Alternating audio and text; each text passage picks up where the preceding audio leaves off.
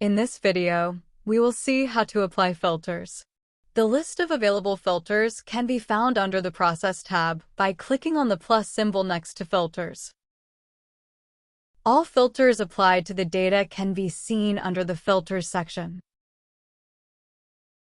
When selecting a new filter, this will be the last applied filter on the data.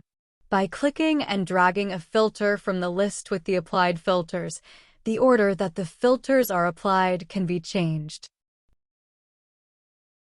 Note that a filter can be applied more than once. Each processing step has its own parameters to edit, which can be accessed by expanding the filter item. Add the desired filters, edit their parameters, and click on the Apply button. By hovering over an applied filter with the mouse, the options of deleting or hiding showing a filter appear. If a filter is deleted, it is removed from the list, whereas if it is hidden, it will still appear on the list, but will not be applied to the data until Show is selected again.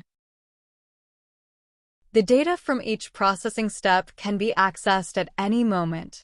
At the bottom of each BScan window, there is a list to choose after which filter to visualize the data. Similarly, you can choose which processing step to display on the slices from the Settings under the Slicing tab.